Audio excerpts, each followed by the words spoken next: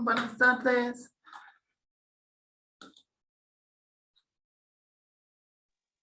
Buenas tardes, doctora. Buenas tardes. Vamos a comenzar entonces con la clase.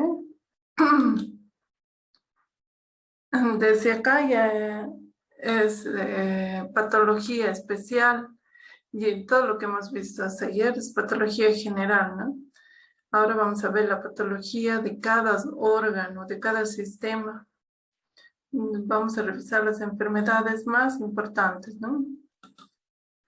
Para esto necesitan la bibliografía de Ríos Dallens, ¿no?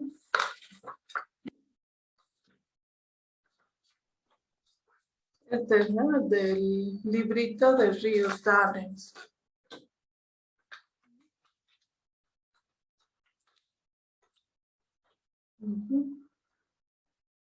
Entonces, esa bibliografía tienen que utilizar a partir de hoy hasta fin de año, con algunas modificaciones o actualizaciones que vamos a hacer en cada clase teórica que pasemos. Bueno, vamos a comenzar con la patología hematolinfática. Son todas las enfermedades que están relacionadas con alteraciones patológicas a nivel del sistema linfático y también de los órganos formadores de linfocitos, ¿no?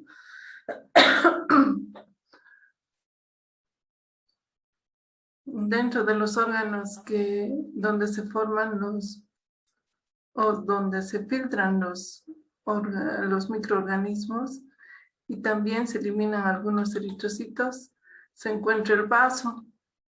En la patología del vaso tenemos las anomalías congénitas, las que son poco frecuentes, ¿no? La asplenia, la ausencia de vaso es muy poco frecuente.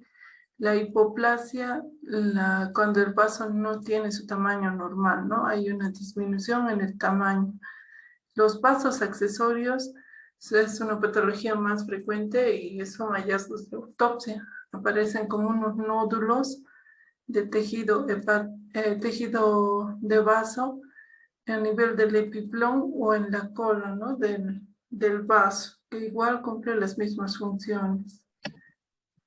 Dentro de los procesos inflamatorios tenemos la esplenitis aguda, que puede ser inespecífica, asociada a procesos sépticos, endocarditis, púrpura trombocitopénica, anemia y artritis.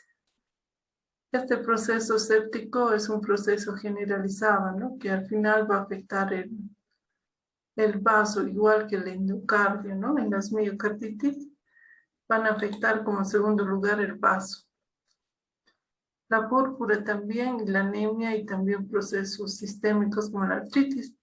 En la morfología, el vaso va a estar aumentado de volumen, va a llegar a pesar hasta 400 gramos. La pulpa roja al corte va a presentar un barro esplénico y la pulpa blanca va a estar ausente, ¿no? Cuando uno corta el vaso es de un color pardo rojizo normalmente. En este caso, en las esplenitis, se deshace, ¿no?, cuando uno va cortando el vaso y elimina una sustancia de un color parduzco, ¿no?, similar al barro. Y la pulpa blanca está ausente. En la microscopía vamos a ver una hiperplasia folicular. Los sinusoides están dilatados, congestivos, y como es aguda van a predominar los polimorfonucleares. Y también vamos a ver restos celulares, detritos celulares. La hiperplasia linfoide difusa se produce por filtración de células plásticas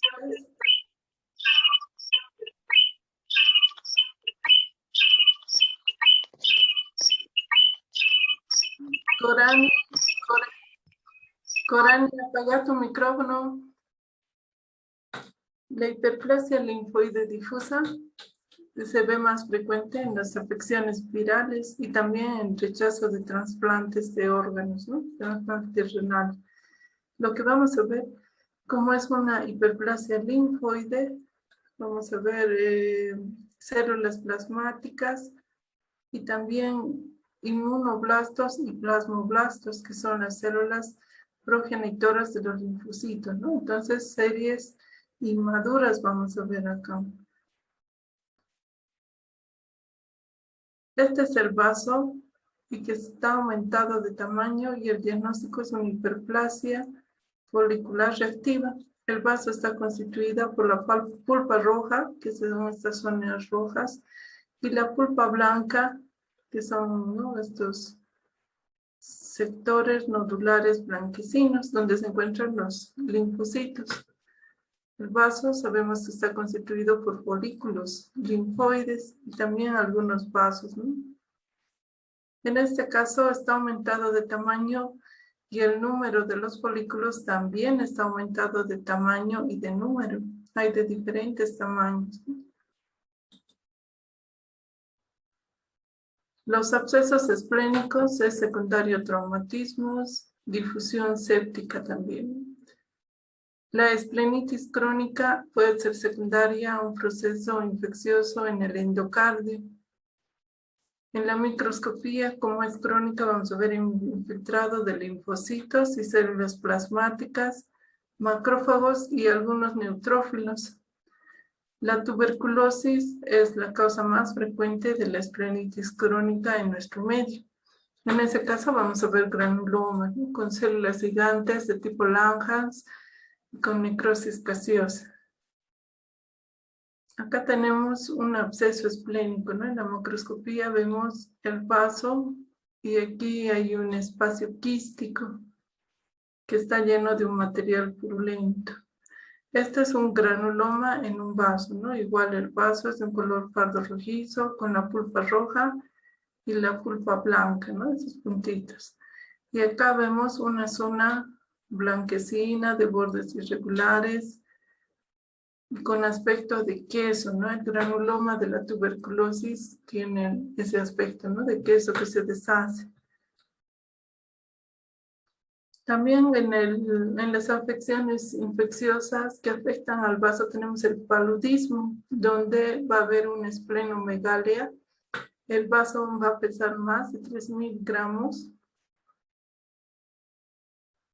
Y nosotros podemos ver el paludismo, sabemos que se produce por la picadura del mosquito Anopheles. El parásito se va a observar en los eritrocitos y también en los macrófagos. En un sentido de sangre podemos ver, ¿no?, el puntillado del Plasmodium falciparum a nivel de los eritrocitos. Si hacemos un estudio macroscópico, luego el microscópico, vamos a ver fibrosis y unos gránulos oscuros que son característicos, que se llaman pigmento malárico dentro de los macrófagos y las células endoteliales en el vaso. La fiebre tifoidea también se acompaña de esplenomegalia. La leishmaniasis visceral, que es característica de los yungas y que se presenta por la infección por la Leishmania donovani, se acompaña igual de esplenomegalia, además de hepatomegalia, anemia y astenia. Dentro de los trastornos circulatorios que afectan el vaso, tenemos la esplenomegalia congestiva, donde va a aumentar el peso del vaso hasta 1 kilo. Y esto es casi siempre secundario a una cirrosis hepática, que va a aumentar la presión en el sistema porta y va a haber un reflujo hacia la vena esplénica.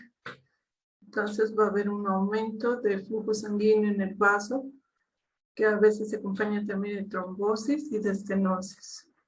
La microscopía vamos a ver dilatación del sistema venoso, de los sinusoides, también se puede ver fibrosis y también los cuerpos de gamma Gandhi, ¿no?, que son los macrófagos que van a contener hierro, ¿no?, porque va a aumentar, es un proceso congestivo, aumenta el flujo de sangre y se deposita ese hierro en exceso dentro de los macrófagos. Dentro de otra patología que también es Poco frecuente en el vaso están los infartos. Estos infartos esplénicos también se llaman necrosis, ¿no? Su morfología es en forma de cuneiforme, con una base periférica, ¿no? Son pálidos. Acá tenemos el vaso y este es, ¿no? El infarto esplénico de un color blanco amarillento por la obstrucción de un vaso, ¿no? Puede ser por un coágulo. No llega suficiente riego sanguíneo, entonces todas esas zonas se necrosan. Acá también tenemos otro, ¿no? Otro infarto. Los trastornos hematológicos también afectan al vaso. Por ejemplo, la drepanocitemia o anemia de células falciformes, donde la hemoglobina S sustituye a la hemoglobina A, que es la normal. Entonces el vaso va a estar aumentado el volumen. Hay una congestión de la pulpa roja con drepanocitosis en los sinusoides y luego puede haber fibrosis. Esta enfermedad hace que los eritrocitos no tengan la forma de un disco, ¿no? Sino una forma medio irregular, cóncavo, y por lo cual se va acumulando en el vaso, ¿no? Porque el vaso al final lo va a eliminar porque no tiene la forma adecuada. La leucemia mieloide crónica también puede producir esplenomegalia de 1000 a 3000 gramos, puede llegar a pesar el vaso. En la púrpura trombocitopénica idiopática se observa una hiperplasia de los folículos, los sinusoides están con eosinófilos, megacariocitos y hemorragia. La púrpura es una enfermedad que destruye las plaquetas, ¿no? Entonces van a aparecer los elementos formadores de las plaquetas, que son los megacariocitos, que no se deberían ver normalmente, ¿no? Vamos a ver en este caso, en esta enfermedad en el vaso, los megacariocitos y los eosinófilos. En la leucemia mieloide crónica, entonces vemos un infiltrado difuso de una serie linfoide con mucha atipia, ¿no? A mayor aumento vemos que los núcleos son de bordes irregulares, una cromatina gruesa. Algunos tienen una banda central, su citoplasma es muy escaso y tiene mucho pleomorfismo, ¿no? De diferentes tamaños. Este tiene un borde muy irregular. También se puede observar mitosis frecuentes. En este caso no hay gametosis. En la macroscopía, también en el vaso, podemos observar el linfoma de Hodgkin, que presenta múltiples formaciones nodulares blanquecinas de diferentes tamaños. O la leucemia mieloide crónica, que presenta, ¿no? En macroscopía un infiltrado difuso más denso de nódulos blanquecinos en todo el vaso. Hay que hacer un diagnóstico diferencial con hiperplasia folicular, que también se observa así, ¿no? Entonces el diagnóstico en este caso va a ser microscópico. La mielofibrosis, el vaso puede llegar a pesar hasta 4000 gramos. La cápsula está engrosada. Microscópicamente va a presentar elementos precursores de los eritrocitos, de los neutrófilos y las plaquetas, ¿no? Eritroblastos, megacariocitos. Es una enfermedad rara, pero hay que sospechar, ¿no? Cuando uno observa que el vaso está aumentado de tamaño hasta 4 kilos, entonces hay que hacer un estudio. Trastornos metabólicos también pueden producir un aumento del volumen del vaso, ¿no? La ruptura del vaso por traumatismos es muy rara porque está protegido el vaso, ¿no? Por la parrilla costal, entonces es muy difícil que pueda romperse el vaso. Si hay una ruptura generalmente secundaria a algún otro proceso que esté sufriendo el vaso, ¿no? Alguna enfermedad de tipo crónico. Por ejemplo, aquí hay una ruptura del vaso en un paciente con una mononucleosis infecciosa, ¿no? Que es de origen viral. Ahora vamos a ver la patología del timo. El timo es un órgano que se encuentra delante del esternón y que pesa de 15 a 20 gramos al nacer, luego se va atrofiando, convirtiéndose en una masa adiposa con muy escaso tejido linfoide. En las patologías que afectan al timo se encuentran la miastenia gravis, que es de origen autoinmunitario, que se caracteriza por una fatiga de los músculos esqueléticos y está asociado a timoma o hiperplasia tímica, ¿no? En estos pacientes con este diagnóstico, siempre hay que revisar el timo porque puede estar hiperplasiado o puede tener un tumor, ¿no? Que es el timoma. Dentro de las anomalías congénitas tenemos la aplasia, la ausencia del timo en el síndrome de DiGeorge. En el síndrome de Gut también se observa y se acompaña de la agamoglobulinemia. En la hiperplasia, ya hemos dicho que es secundaria a la miastenia gravis y también se observa en la enfermedad de Addison, ¿no? Hay una hiperplasia del timo. Dentro de los tumores tenemos los timomas, que se derivan del componente epitelial del timo, que son masas lobuladas y encapsuladas de 20 centímetros de diámetro, con focos de calcificación y necrosis quística. Y hay un timoma benigno y un timoma maligno. ¿Cómo se hace el diagnóstico diferencial? El maligno tiene una capacidad de infiltración a los órganos o estructuras adyacentes. Además que hay una cápsula levemente circunscrita, ¿no? Siempre este tumor va a infiltrar. En cambio, el timoma está bien circunscrito, bien encapsulado. Acá tenemos, ¿no? El timoma benigno, bien circunscrito, encapsulado. Y en la microscopía vemos que se resamblan las estructuras epiteliales normales del timo, ¿no? Que son los corpúsculos de Hasal. Y en el timoma maligno no está encapsulado y sus bordes son muy difusos, infiltrantes y su consistencia también es dura, ¿no? Blanquecino. Y en la microscopía vamos a ver que hay una proliferación de estas células epiteliales normales del timo, pero también presentan atipías, ¿no? Pleomorfismos con nucleolo prominente y además alternan las células de la serie linfoide, ¿no? Que rodean normalmente al timo, presentan alteraciones. Acá vemos, ¿no? Un núcleo muy aumentado de tamaño. Ahora vamos a ver las patologías en los ganglios linfáticos. Lo más frecuente en los ganglios linfáticos son las inflamaciones. Dentro de las linfadenitis agudas tenemos, ¿no? Un aumento del volumen de un ganglio linfático que se puede abscedar, incluso puede fistulizar hacia la piel.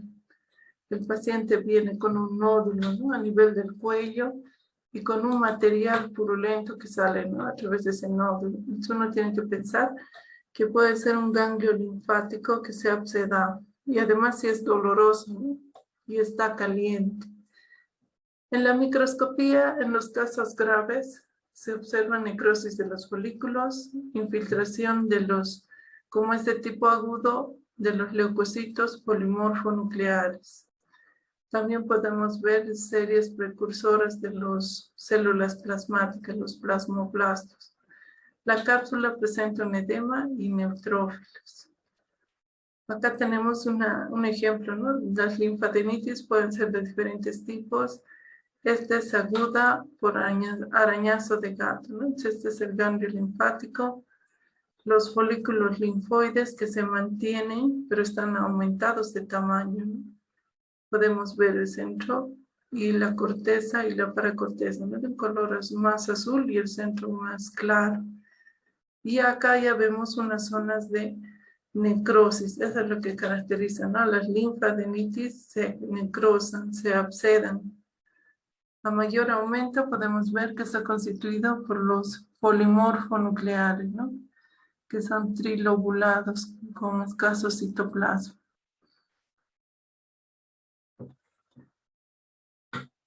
Las linfadenitis crónicas, la mayoría son inespecíficas. Acompañan a procesos crónicos como las amigdalitis, las adenitis inguinales, ¿no? En la región inguinal.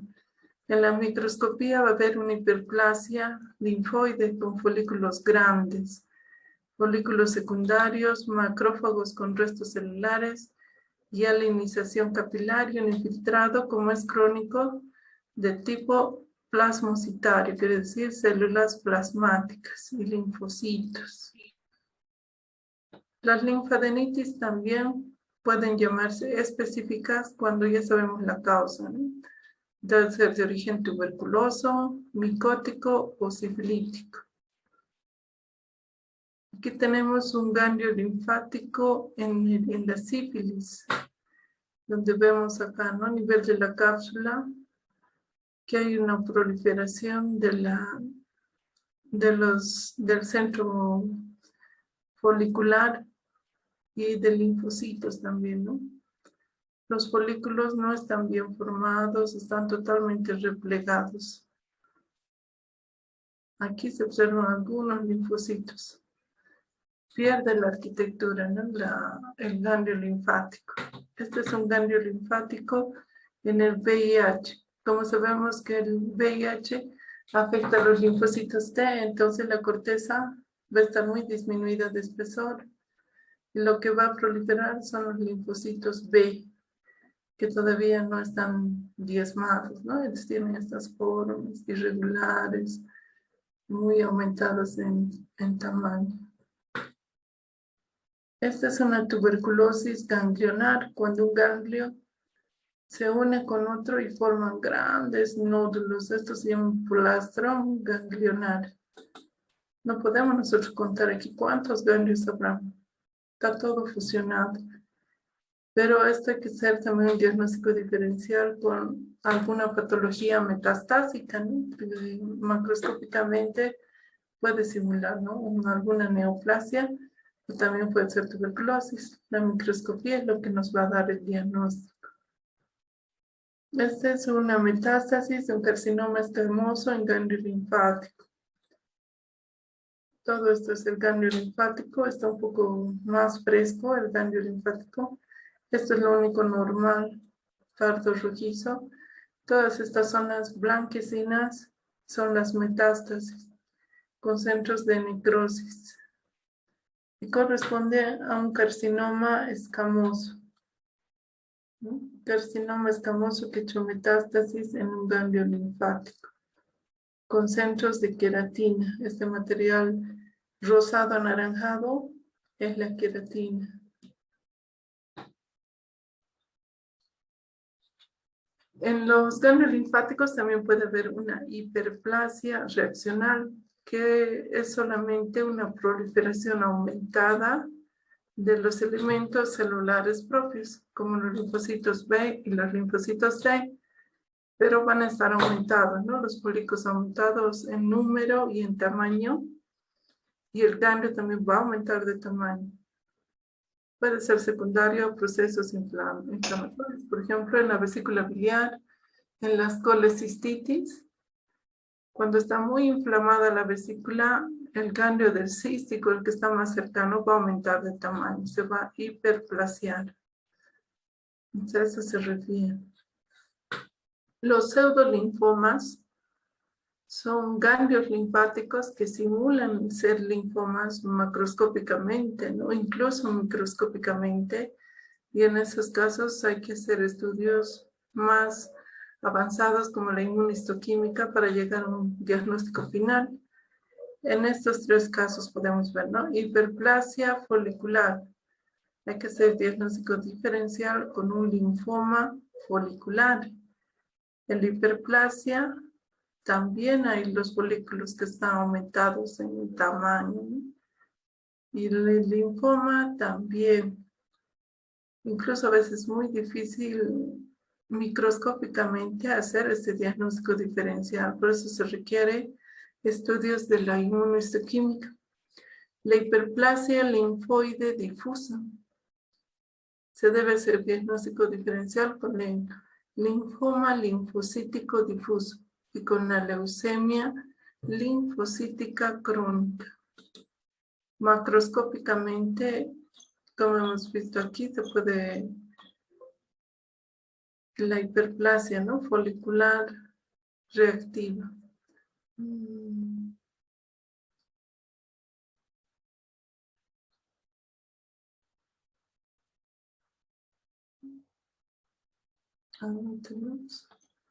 En la hiperplasia, pero se observa así, ¿no? Están aumentados los centros foliculares del vaso, que también es un órgano, ¿no? Que tiene folículos, están aumentados y en la macroscopía es muy difícil esto diferenciar de un linfoma folicular, por ejemplo, ¿no? La hiperplasia folicular. En la microscopía tenemos que observar y a veces también es muy difícil diferenciar el linfoma.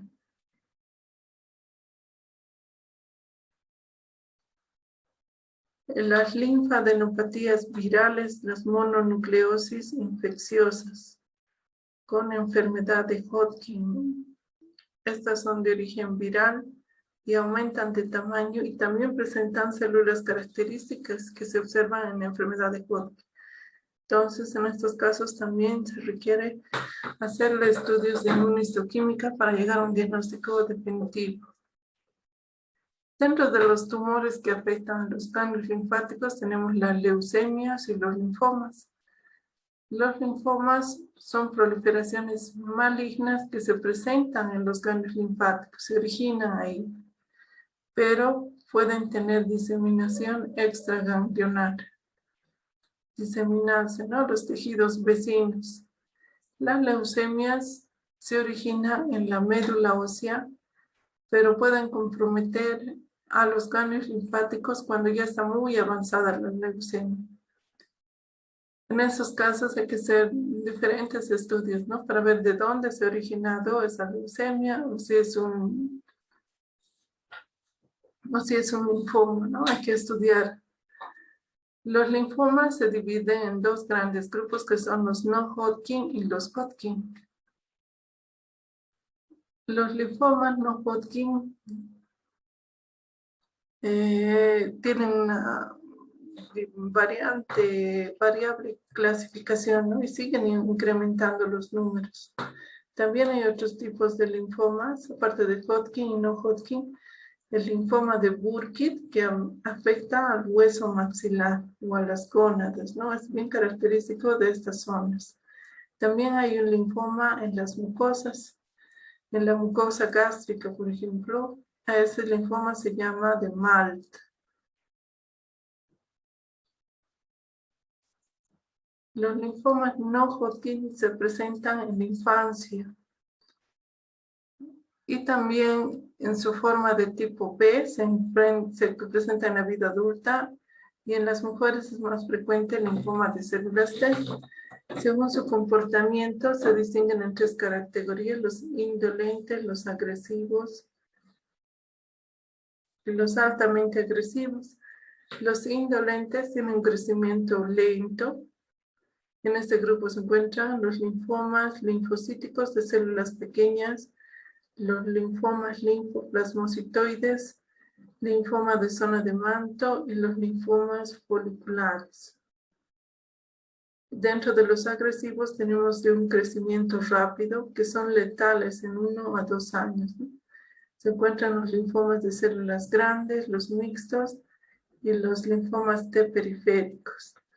Dentro de los altamente agresivos, tienen un crecimiento muy rápido en semanas o meses. Se encuentran el linfoma linfoblástico y el linfoma de Burkitt. Han habido durante el tiempo diferentes clasificaciones para dividir a los linfomas.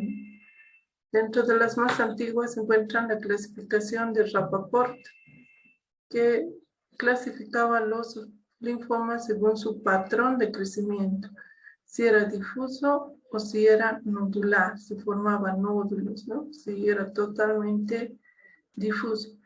En la clasificación de Kiel ya toma en cuenta el aspecto citológico y fenotipo de las células linfoides y las divide en bajo grado y alto grado de malignidad. En la fórmula de trabajo para los linfomas no Hodgkin se ha utilizado más, es la que más se utiliza ahora, esta fórmula de trabajo, junto con la clasificación de la OMS, que tiene mucho uso clínico. Entonces, esta es la de Rappaport, que las divide en nodulares y los linfomas difusos. En los nodulares los va dividiendo, ¿no? En sus diferentes tipos. Esta es la de fórmula de trabajo, en la de Rappaport, de bajo grado, de grado intermedio y de alto grado.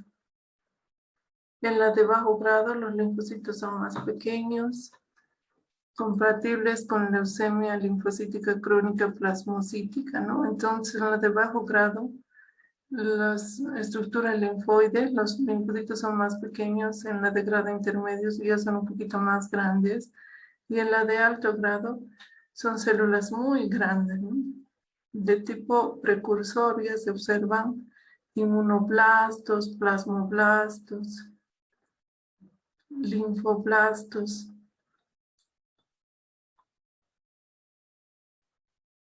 Entonces, la fórmula de trabajo clasifica a los no Hodgkin en 10 categorías, ¿no? En 3 grados, de bajo, de intermedio y de alto grado. También hay una clasificación de la Real que se utiliza en los países ingleses, que clasifica los linfomas. También añadiendo los linfomas de las mucosas como de tipo MALT. Los linfomas foliculares, los linfomas B difusos y linfomas de células T. Se añade este grupo a estos otros nuevos linfomas, ¿no? Macroscópicamente, el linfoma de tipo no Hodgkin va a presentar un agrandamiento ganglionar, más de 10 centímetros mide. Al corte es de tipo carne de pescado, ¿no? Medio blanco, que se quiere deshacer. En la microscopía, según la fórmula de trabajo, los linfomas de tipo no Hodgkin se van a dividir en linfomas de bajo grado, grado intermedio y de alto grado. Lo más importante es que estos linfomas de bajo grado las células son pequeñas, en las de grado intermedio un poquito más grandes y las de alto grado son ya más grandes, ¿no? En los linfomas de bajo grado se encuentran el linfoma maligno de células pequeñas y el linfoma folicular, pero de células pequeñas. Son linfocitos de núcleos pequeños con escaso citoplasma. Se tiene que hacer un diagnóstico diferencial con la leucemia linfocítica crónica, con la macroglobulinemia de Waldenström, que es una enfermedad, ¿no?, de las inmunoglobulinas. Entonces hay que observar además que no haya depósitos de inmunoglobulina en las células. El linfoma folicular de células pequeñas hendidas en centro germinativo alternan con células grandes que no son hendidas. A nivel del núcleo, por eso se llaman hendidas, ¿no? Presentan una hendidura. Entonces, este es el linfoma linfocítico de células pequeñas. A mayor aumento podemos ver que es una infiltración difusa, que no vemos ni siquiera los centros foliculares de un ganglio linfático normal. Entonces, es todo un patrón difuso. A mayor aumento, vemos ya que tiene nucleolo, el reborde nuclear está marcado, tiene algunas formas irregulares, pero la mayoría son redondos, ¿no? Tiene muy poca tipía. Este linfoma, este tipo linfocítico, a veces es muy difícil hacer el diagnóstico, ¿no? Con una coloración de hematoxilina y eosina. porque puede simular una linfadenitis crónica. Hay que estudiarlo a mayor aumento, haciendo cortes, utilizando coloraciones, o también se puede hacer inmunohistoquímica. En linfoma folicular se observa una proliferación de los folículos, pero los folículos ya son de mayor tamaño. Los centros foliculares son notables y varían, ¿no? Acá hay uno pequeño, este es demasiado grande. Escasa proliferación de las células T. A mayor aumento, ya vemos, ¿no? En estos casos un poquito más de atipía. El núcleo ya presenta hendiduras, tiene 3 nucleolos, tiene un reborde nuclear. Acá, ¿no? También tiene 2 nucleolos y su cromatina es gruesa. Entonces, a mayor aumento podemos ver que sus bordes son muy irregulares. En los linfomas de grado intermedio ya se observan unas células un poco más grandes. En este se encuentra el linfoma folicular, pero de células grandes, ¿no? Con núcleos hendidos y no hendidos. Presenta mayor cantidad de mitosis. El linfoma difuso de células pequeñas de núcleos hendidos. El linfoma difuso mixto de células pequeñas y grandes. El linfoma difuso de células grandes. Aquí tenemos un ejemplo de un linfoma folicular que se le ha hecho inmunohistoquímica con un marcador BCL2 que es positivo en el manto, en los folículos reactivos, y el mismo marcador se ha utilizado para diagnosticar un linfoma folicular, ¿no? Que es positivo, pero a nivel de los centros foliculares. Este es el folículo de una hiperplasia solamente de tipo reactivo, que nos ha marcado el BCL2 a nivel del manto, ¿no? De las células de la corteza. Y en el linfoma nos marca a nivel del centro folicular. Entonces, así podemos diferenciar un linfoma folicular de solamente un proceso reactivo de hiperplasia. El linfoma difuso de células B grandes, en la microscopía estos ya presentan cambios más notables, ¿no?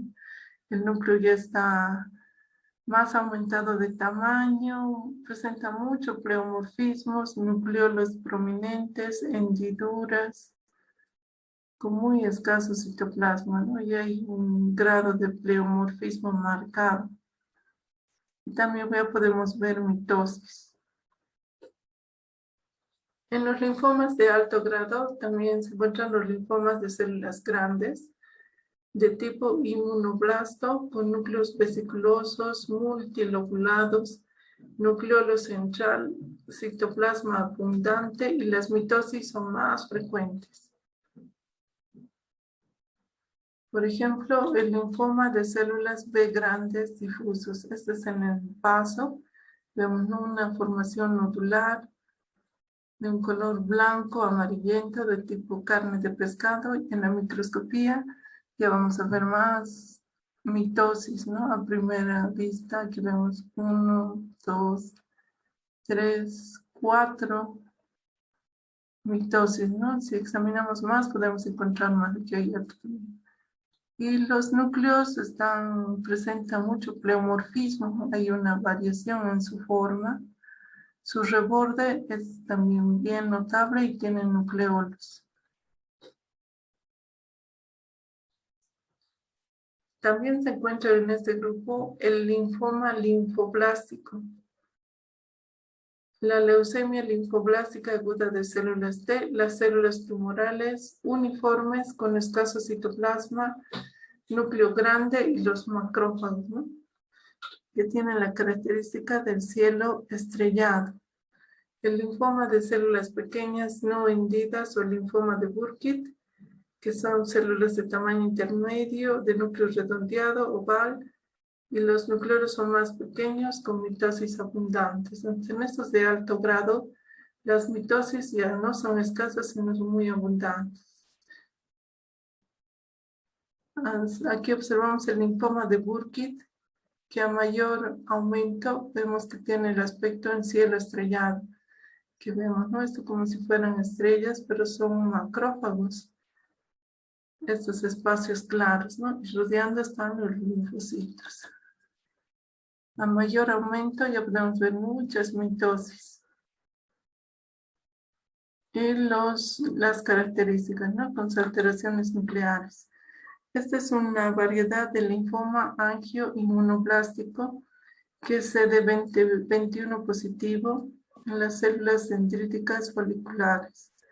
A veces hay que hacer estos marcadores de inmunohistoquímica específico para estas células dendríticas, ¿no? Que nos hacen el diagnóstico de esta variedad de linfoma.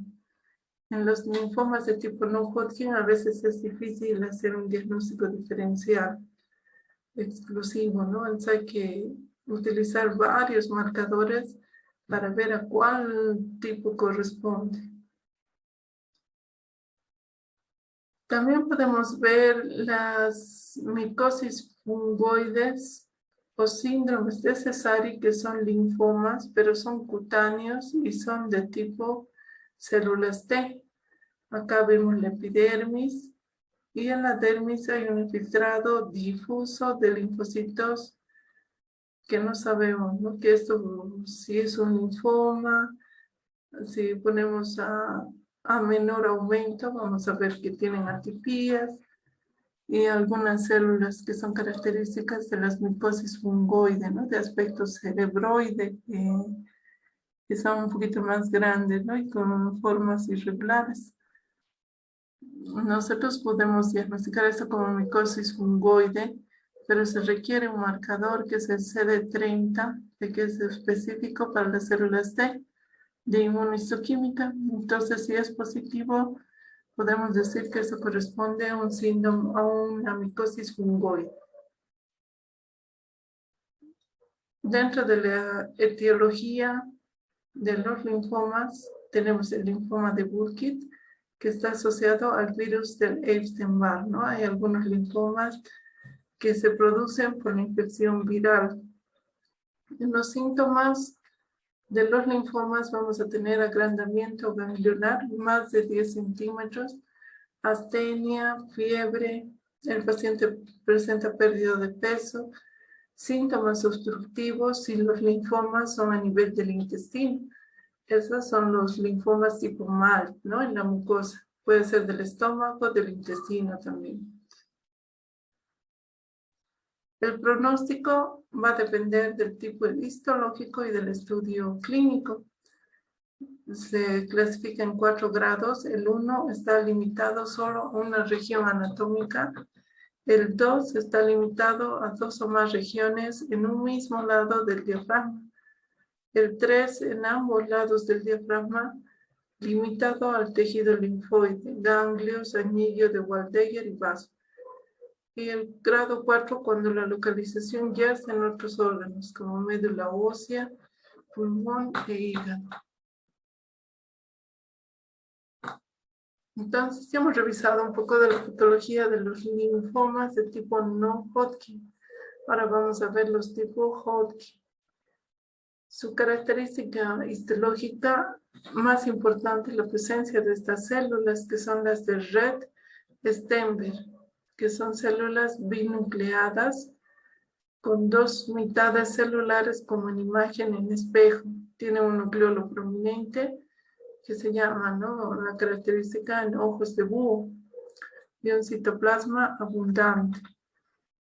O sea, nosotros en patología cuando vemos esta célula en una lesión linfoproliferativa que puede ser un linfoma, entonces le identificamos como célula de Rett-Steinberg. 2 células que se están mirando en espejo con unos núcleos, ¿no? De mismas características, con mucho citoplasma.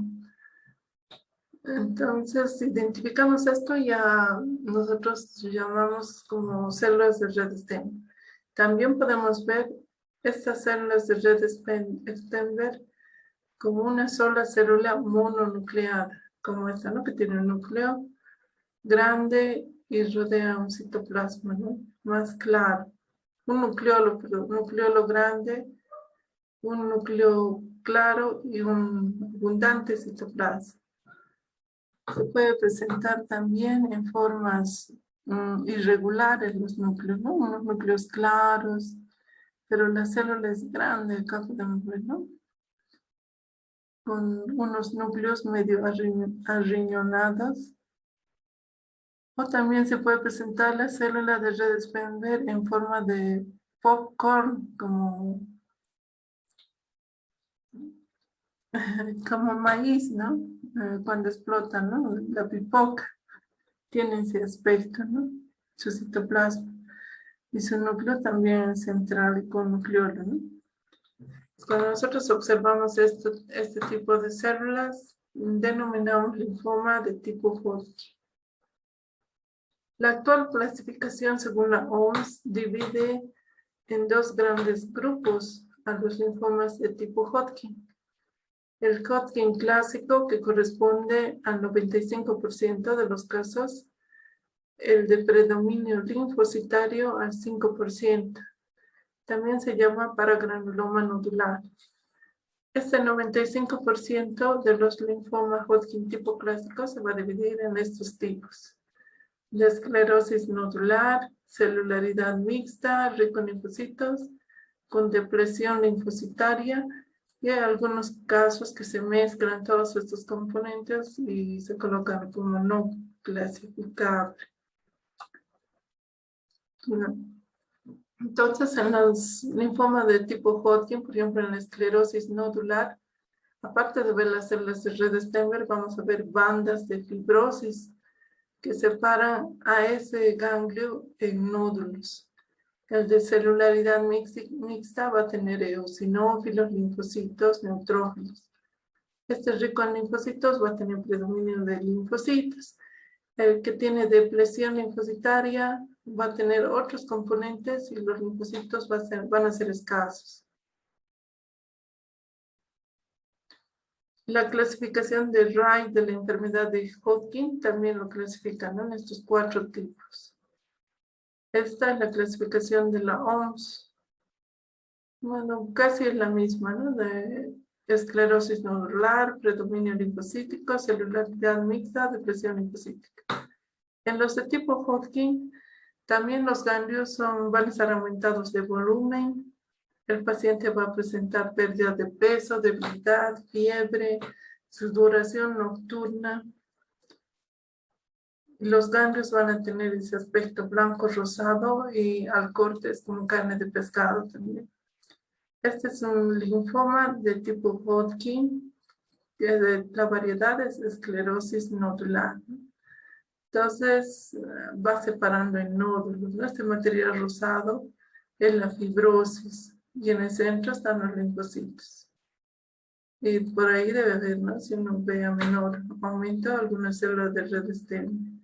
Este es un tipo de celularidad mixta, donde vamos a observar eosinófilos, ¿no? Acá hay un eosinófilo de un citoplasma anaranjado.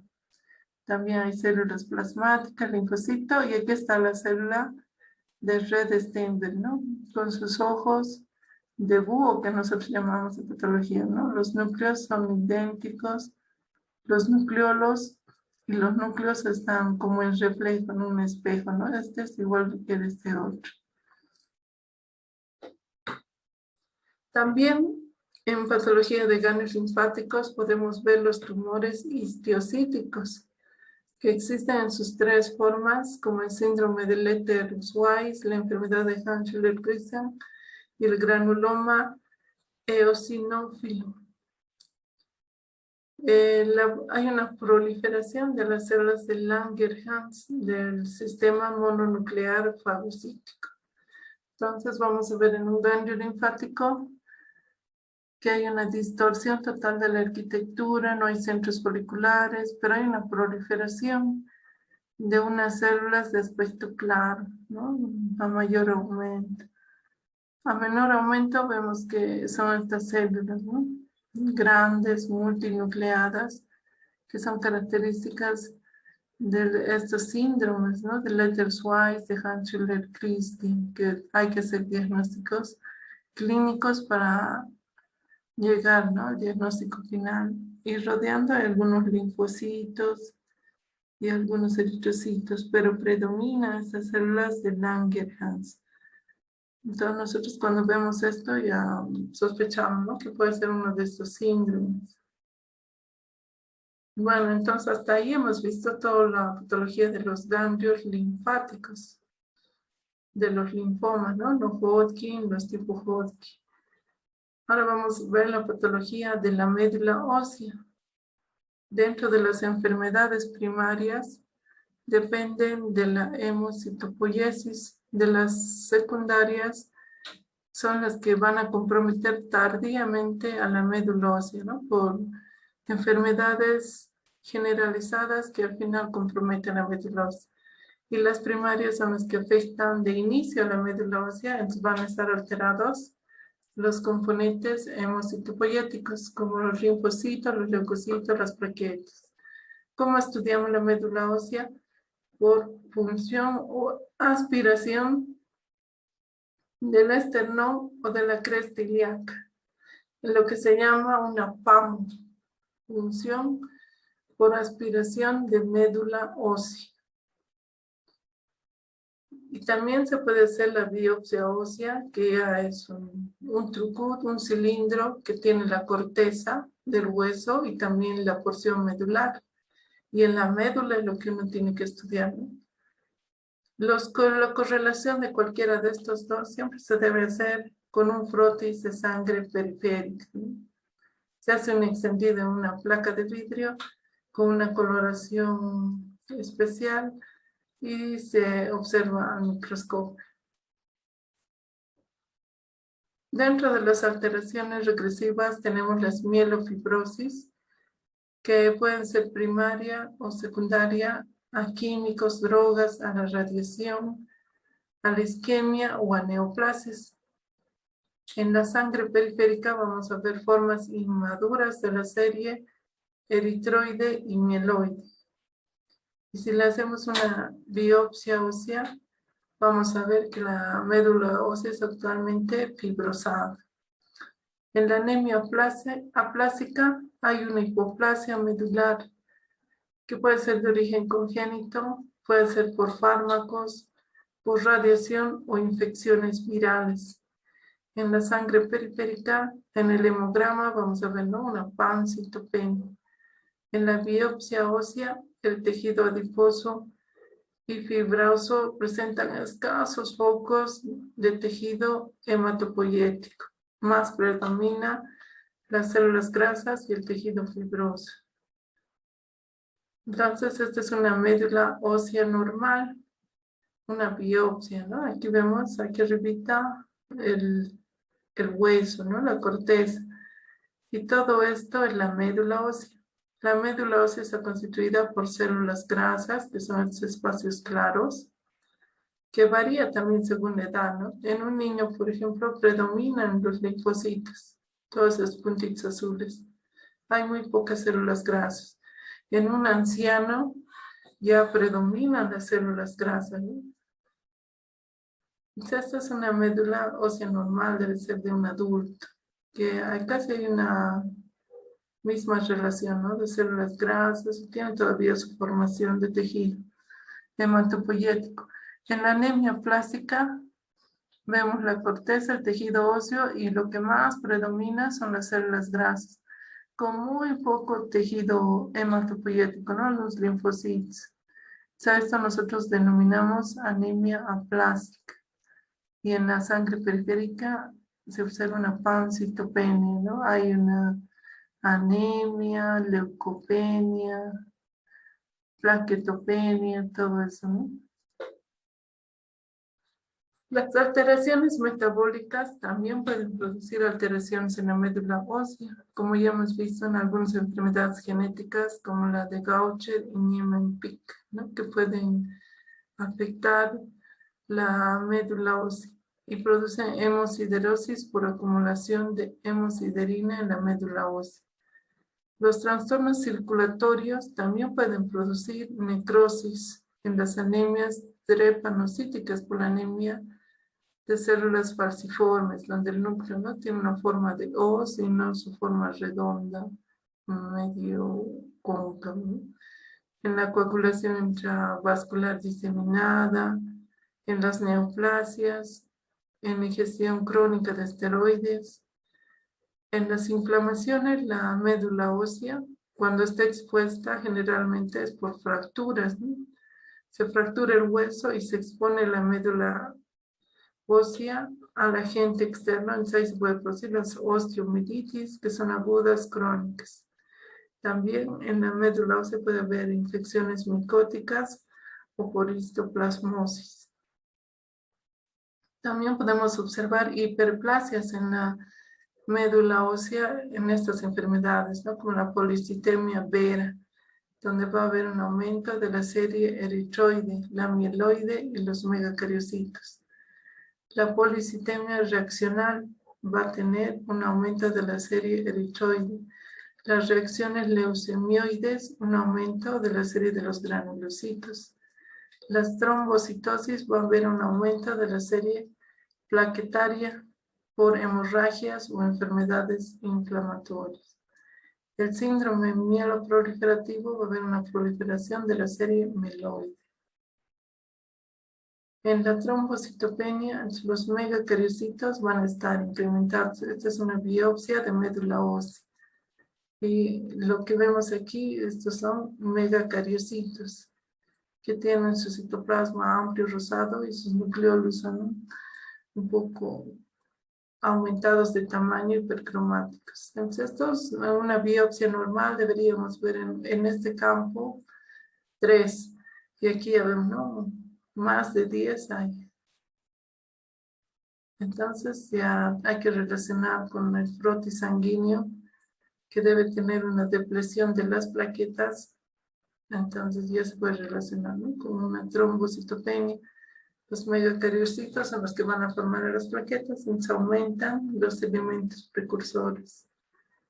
En las neoplasias también afectan, ¿no? Al hueso y por tanto a la médula ósea. Las metástasis de cáncer de próstata, de mama, de pulmón, de riñón, de colon, de estómago, de tiroides.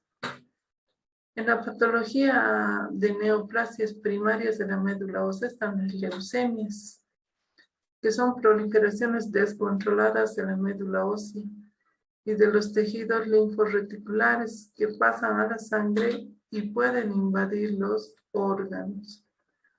Sus causas son radiación ionizante, ¿no? Estos son algunos pacientes que están siendo tratados por un cáncer, por ejemplo, de mama u otro tipo de cáncer, pueden desarrollar leucemia, ¿no? Si el tratamiento es muy prolongado. También se produce por virus ARN, ¿no? Infección de virus, alteraciones genéticas o químicos como el benzol. Acá vemos una biopsia de médula ósea que presenta, esta es una PAMO, ¿no? Una punción por aspiración de médula ósea, donde vemos que hay una infiltración de unas células muy atípicas, ¿no? De unos núcleos muy hipercromáticos, de un citoplasma vaculado, y en la biopsia vemos las trabéculas óseas y la médula ósea está reemplazada por estos grupos de células atípicas redondas que son de tipo ductal, ¿no? Esta es una metástasis de un carcinoma de mama en médula ósea. La clasificación de las leucemias es según su tiempo de evolución en aguda y crónica. También hay una clasificación según el tipo de celularidad, ¿no? Pueden ser mieloides, linfoides o monocíticas. También se clasifica por el número de leucocitos circulantes en sangre. En la médula ósea, en la macroscopía es de un aspecto blanco grisáceo con erosión de las trabéculas óseas. La leucemia se divide en aguda y crónica. En la macroscopía, en aguda es de un color verdoso. Y se puede ver, ¿no? Macroscópicamente, aunque es muy pequeña la biopsia, un infiltrado hacia el hueso, ¿no? Hacia el subperióstico. En la crónica, la médula ósea está hiperplásica, a expensas de la serie mieloide y además se puede acompañar de esplenomegalia. La leucemia linfoblástica aguda es más frecuente en los niños.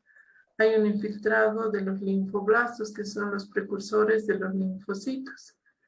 Hay linfoadenomegalia y también se acompaña de esplenomegalia.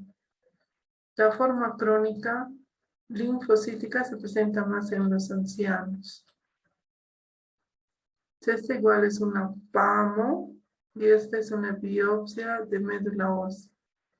En la punción por aspiración de médula ósea, ahí vemos, ¿no?, la proliferación de unas células linfoides muy grandes, ¿no? Estos son los linfoblastos,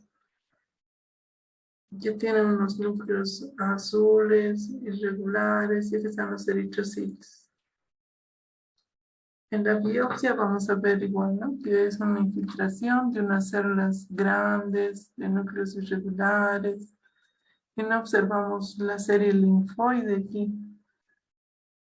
Más predomina esa serie, ¿no?, de linfoblastos. Esta es la clasificación de los linfomas no Hodgkin según la OMS. Tipos y frecuencias del linfoma no Hodgkin. En la clasificación de la WHO o de la OMS, lo clasifica según el tipo de célula que está proliferando, ¿no? En linfomas de células B, linfoma de células T, de células natural killer, y hay otros grupos, ¿no? Los inmunodeficiencias o trastornos linfoproliferativos asociados, linfomas de tipo Hodgkin, que ya hemos visto, ¿no?, que los clasifican en las variedades que hemos visto. Entonces, los linfomas de células B ya lo va diferenciando en más de 14 tipos. En los de células T también tienen, ¿no?, sus variedades. Para hacer un estudio bien específico en los linfomas de tipo no Hodgkin, se requiere hacer la inmunohistoquímica para ver a cuál de estos tipos corresponde, ¿no? Hay que hacer uso de a veces de más de 5 marcadores para ver definitivamente cuál es, ¿no?, para que tenga un adecuado tratamiento el paciente. Aquí vemos que, por ejemplo, para el linfoma linfocítico crónico de células B, está utilizando un marcador, ¿no?, de inmunohistoquímica, CD5 positivo, el CD10 es negativo, CD23 positivo, CD43 positivo, los demás son negativos. Entonces, si cada linfoma tiene su marcador, ¿no? El linfoma linfoplasmocítico es CD43, puede ser positivo o negativo. El esplénico, linfoma de células B, también, ¿no?, es negativo para los demás. El mieloma, CD43 positivo, CD10 positivo y ciclina D1 es positivo o puede ser negativo también.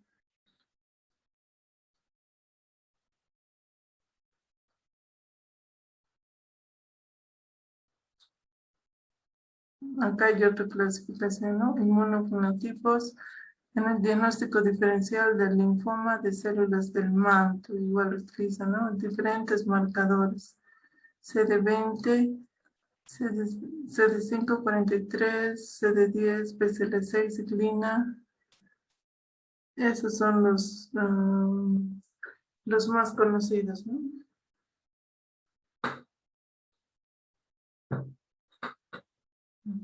Con esto entonces habríamos terminado esta clase.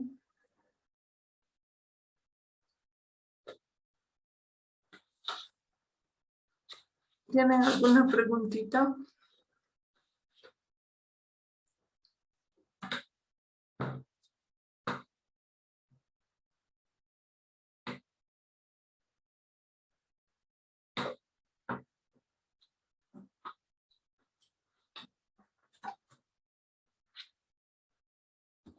Bueno, entonces vamos a llamar la lista. Alarcón, Guzmán, Anel. Buenas tardes, doctora. Presente. Muy bien. Ancalle, Ponce, David. Presente, doctora. Aquí, buenas tardes. Ancasi, Díaz. Presente, doctora. Ampasa, Zavala. Presente, doctora, aquí. Aquí. Ya. Ayala, Alison. Barea, Cortés. Barrios García. Presente, doctora. Barrios García, ¿no? Sí, doctora. Bellot Vázquez. Presente, doctora. Benítez Mariño. Presente, doctora, aquí. Aquí, doctora, Benítez presente. Mariño. Presente, doctora. Estoy.